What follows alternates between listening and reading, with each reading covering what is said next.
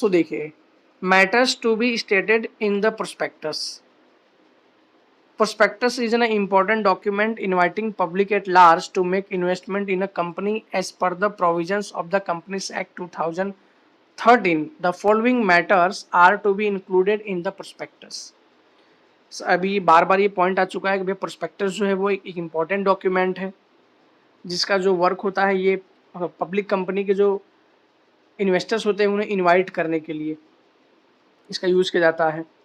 As per the provisions of the companies act, जो new companies act है 2013, इसके according prospectus के अंदर कौन कौन से मैटर को इंक्लूड कर किया जाना चाहिए ये यहाँ पर नीचे बताया गया है. तो हम इसे लाइन लाइन पढ़ लेते हैं कि प्रोस्पेक्टस के अंदर कौन कौन से मैटर्स क्या किए इंक्लूड किए जाते हैं, यानी कौन कौन से मैटर जो है प्रोस्पेक्टस के अंदर लिखे जाते हैं. फर्स्ट है name of a company, means company का नाम प्रोस्पेक्टस के अंदर लिखा जाएगा. Second, address of registered office of a company, company की जो रजिस्टर्ड ऑफिस है ये भी क्या किया जाएगा, यहाँ पर इसे प्रोस्पेक्टस के अंदर लिखा जाएगा.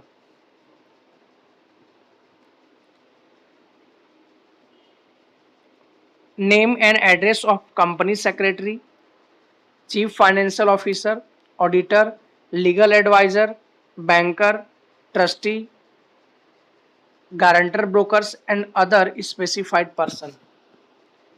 यानी कंपनी के जो सेक्रेटरी होंगे उनका नेम और address, chief financial officers, auditor, legal advisor, bankers, trustee. मैंने बताया बैंकर्स जो एक प्रकार के ब्रोकर होते हैं, गारंटर ब्रोकर्स भी होते हैं, और कोई अदर स्पेसिफाइड पर्सन हो जो कंपनी के साथ क्या हो, जुड़े हों, रिलेशन रखते हों, इन सभी का नेम और एड्रेस भी जो है वो प्रोस्पेक्टस के अंदर मेंशन किया जाएगा. And fourth, the dates of opening and closure of the subscription. अब यहाँ ये पॉइंट हमें समझना है कि सर सब्सक्रिप्शंस क्या होता है. देखो, सब्सक्रिप्शंस जो होता है ना, एक कि आप पब्लिक या इन्वेस्टर्स के पास से शेयर को जब आप इशू करते हो ना तो उनसे एप्लीकेशन मंगवाते हो. मीन्स इन्वेस्टर या पब्लिक है ना, आपको कंपनी में कब तक एप्लीकेशन देंगी, कौन सी डेट से कौन सी डेट तक देंगी, वो होता है opening and closure of subscription. Suppose that मान लो कि कंपनी ने एक डेट दे दिया कि 20 अप्रैल से लेकर 25 अप्रैल के बीच में लोगों की एप्लीकेशन आनी चाहिए, तो ये होता है ओपनिंग का डेट 20 और क्लोजर का date 25 the subscriptions. Clear. Allotment of securities, allotment का मतलब होता है देना, अलॉट करना, और सिक्योरिटीज का मतलब शेयर, मीन्स शेयर अलॉट किया जाएगा वो. And time limit of payment of money, और पेमेंट का जो है टाइम लिमिट क्या होगा. ठीक है ना. ये सभी चीज़ें भी प्रोस्पेक्टस के अंदर लिखी जाएंगी. क्या क्या, dates of opening and closure of the subscriptions, allotment of securities, share को अलॉट कैसे किया जाएगा, किस किस क्लासिफिकेशन में किया जाएगा वो, and time limit for payment of money, time limit क्या है. Fifth, statement of promoters to the effect that the company will open a separate account in a bank and the entire fund would be kept in it. Means promoters का एक ऐसा statement भी prospectus के अंदर mention किया जाएगा कि जो भी शेयर्स के जो अमाउंट मंगवाए जाएंगे, मीन्स जब कोई पर्सन शेयर क्या करता है, परचेज करता है, तो वो कंपनी वालों को क्या देता है, वो कंपनी वाले को फंड देता है, पैसे देता है. जैसे कि सपोज दैट मान लो कि मैं हूँ, अब मैं तो शेयर ले रहा हूँ किसी कंपनी का, तो मेरे पास तो शेयर आएंगे, लेकिन मैं कंपनी क्या दूंगा, मैं कंपनी को पैसा दूंगा. तो कंपनी उस पैसे को एक सेपरेट अकाउंट में क्या करेगी, पहले तो एक सेपरेट अकाउंट ओपन करवाएगी कंपनी, एक अलग से अकाउंट ओपन कराना होगा, और जो मैं पैसे दूंगा या जो भी इन्वेस्टर्स पैसे देंगे उस पूरे फंड को कंपनी उसी अकाउंट में रखेगी. ऐसा स्टेटमेंट्स प्रमोटर्स को देना पड़ेगा. 6 पॉइंट है, all information about the under writer contract. Under writer contract के बारे में पूरी इंफॉर्मेशन जो है प्रोस्पेक्टस के अंदर मेंशन की जाएंगी. अब अंडर राइटर कॉन्ट्रैक्ट कौन होते हैं ये बता दूं, ये भी एक ब्रोकर ही होते हैं.